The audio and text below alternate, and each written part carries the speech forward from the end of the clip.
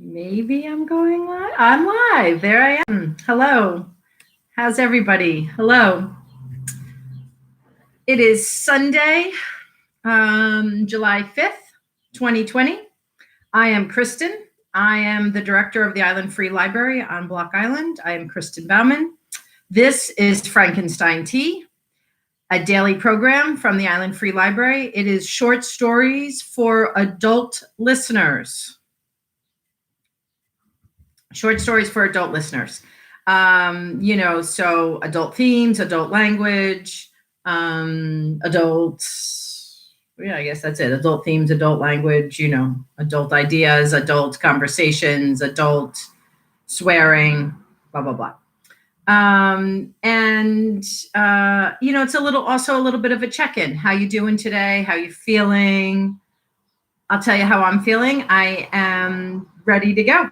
I'm ready to get out the door. I've done chores for a couple of days. I've alternated chores and work and chores and beach and chores and work and chores and this and that. And I've done some chores and I'm going to the beach. There's no denying it. It's a beach day and it's going to be past 3:00 by the time I'm finished. And that's long enough to not be at the beach. So I'm out of here. I'm sorry that my family and friends are not here to join in that. And if you are here, that we're still not joining in that. But I'm going. So there you have it. I'm going to have a sip of water right now. I'm going to read you a story. I'm going to ask you to check in with yourself, make sure that you're eating right and sleeping right and taking care of yourself. Make sure that you feel that you can enjoy this and very enjoyable day.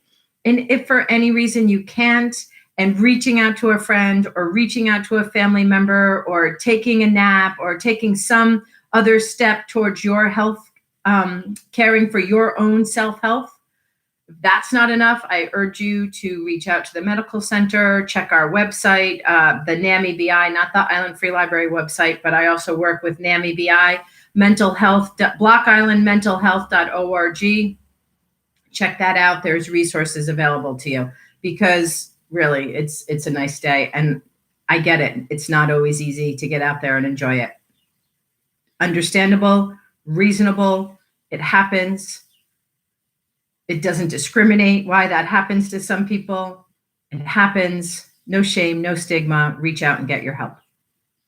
Okay, having said that, what I need to do today is submerse. Gosh, how am I going to read? I can't even speak. I've been busy. I've been working. So I'm going to go under. That's what I'm going to do. I'm going to go under, and I'm going to try to read this story. So this story is a story I owe you. I have yet to repeat stories on Frankenstein Tea, but I did start this story. I started it in the car when I was traveling. I had such technology high hopes that I would be able to give you Frankenstein Tea even while I was on the road a few weeks ago. And I did a few and I got this one started in the car, but not finished. So I owe you this story and I'm doing it today. If I can get in here. It's still there. It is. This is The Witch by Shirley Jackson. The coach was so nearly empty that the little boy had a seat all to himself, and his mother sat across the aisle on the seat next to the little boy's sister, a baby with a piece of toast in one hand and a rattle in the other. She was strapped securely to the seat so she could sit up and look around, and whenever she began to slip slowly sideways, the strap caught her and held her halfway until her mother turned around and straightened her again. The little boy was looking out the window and eating a cookie, and the mother was reading quietly, answering the little boy's questions without looking up. "We're on a river," the little boy said. "This is a river, and we're on it." "Fine," his mother said. "We're on a bridge over a river," the little boy said to himself. The few other people in the coach were sitting at the other end of the car. If any of them had occasion to come down the aisle, the little boy would look around and say, "Hi." And the stranger would usually say, "Hi," back, and sometimes ask the little boy if he were enjoying the train ride, or even tell him he was a fine big fellow. These comments annoyed the little boy, and he would turn irritably back to the window. "There's a cow," he would say, or sighing, "How far do we have to go?" "Not much longer now," his mother said each time. Once the baby, who was very quiet and busy with her rattle and toast, which the mother would renew constantly, fell over too far sideways and banged her head. She began to cry, and for a minute there was noise and movement around the mother's seat. The little boy slid down from his own seat and ran across the aisle to pet his sister's feet and beg her not to cry. And finally, the baby laughed and went back to her toast, and the little boy received a lollipop from his mother and went back to the window. "I saw a witch," he said to his mother after a minute. "There was a big old, ugly old, bad old witch outside." "Fine," his mother said.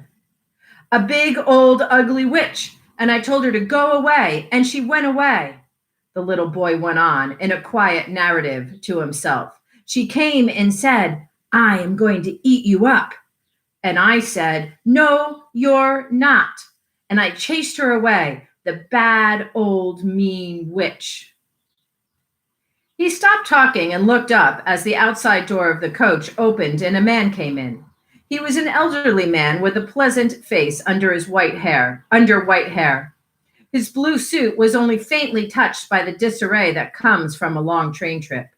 He was carrying a cigar, and when the little boy said, "Hi," the man gestured at him with the cigar and said, "Hello yourself, son." He stopped just beside the little boy's seat and leaned against the back, looking down at the little boy, who craned his neck to look upward. "What you looking for out the window?" the man asked. "Witches," the little boy said promptly. "Bad old mean witches." "I see," the man said. "Find many?" "My father smokes cigars," the little boy said. "All men smoke cigars," the man said. "Someday you'll smoke a cigar too." "I'm a man already," the little boy said. "How old are you?" the man asked. The little boy, at the eternal question, looked at the man suspiciously for a minute and then said, 26, 848. His mother lifted her head from the book. 4, she said, smiling fondly at the little boy. "Is that so?" the man said politely to the little boy. 26. He nodded his head at the mother across the aisle. "Is that your mother?" The little boy leaned forward to look and then said, "Yes, that's her." "What's your name?" the man asked. The little boy looked suspicious again. "Mr. Jesus," he said. "Johnny," the little boy's mother said. She caught the little boy's eye and frowned deeply. "That's my sister over there," the little boy said to the man. "She's 12 and a half. "Do you love your sister?" the man asked. The little boy stared, and the man came around the side of the seat and sat down next to the little boy. "Listen," the man said, "shall I tell you about my little sister?" The mother, who had looked up anxiously when the man sat down next to her little boy, went peacefully back to her book. "Tell me about your sister," the little boy said. "Was she a witch?" "Maybe," the man said. The little boy laughed excitedly, and the man leaned back and puffed at his cigar. "Once upon a time," he began, "I had a little sister, just like yours." The little boy looked up at the man, nodding at every word. "My little sister," the man went on, "was so pretty and so nice that I loved her more than anything else in the world." So, should I tell you what I did?" The little boy nodded more vehemently, and the mother lifted her eyes from her book and smiled, listening. "I bought her a rocking horse and a doll and a million lollipops," the man said. "And then I took her and put my hands around her neck, and I pinched her until she was dead." The little boy gasped, and the mother turned around, her smile fading. She opened her mouth and then closed it again as the man went on. And then I took and I cut her head off. And I took her head. Did you cut her all in pieces? The little boy asked breathlessly. I cut off her head and her hands and her feet and her hair and her nose, the man said, and I hit her with a stick and I killed her.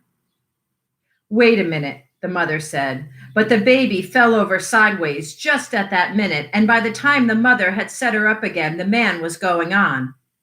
And I took her head and I pulled out her hair, and your little sister?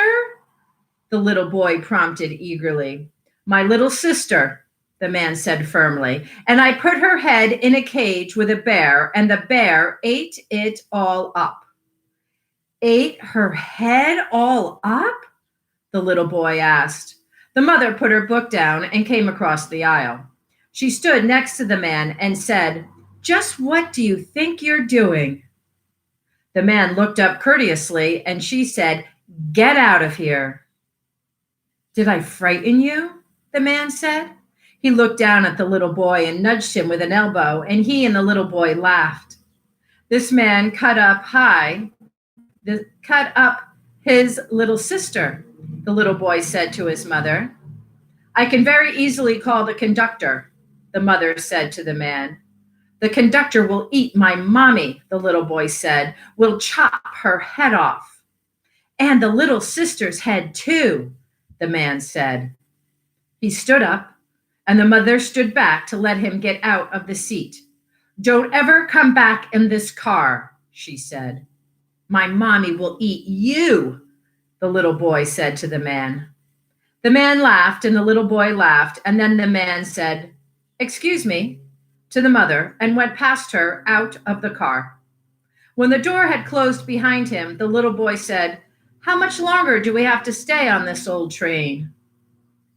Not much longer, the mother said. She stood looking at the little boy, wanting to say something, and finally she said, You sit still and be a good boy. You may have another lollipop. The little boy climbed down eagerly and followed his mother back to her seat.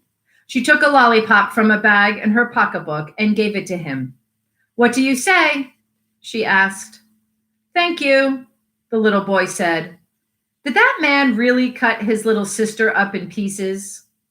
He was just teasing, the mother said, and added urgently, Just teasing. Probably, the little boy said, with his lollipop. He went back to his own seat and settled himself to look out the window again. Probably he was a witch.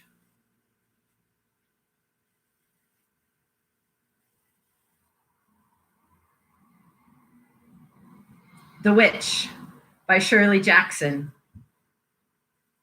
If you looked up Shirley Jackson, her short story called The Lottery would certainly come up. Very famous short story, well read, often studied. If you look a little deeper, The Witch comes up. That is many people's favorite Shirley Jackson short story. I hope you enjoyed. I hope you have a great afternoon. Thanks so much for coming to Frankenstein Tea. I'll see you again tomorrow at 3 for another short story. Peace.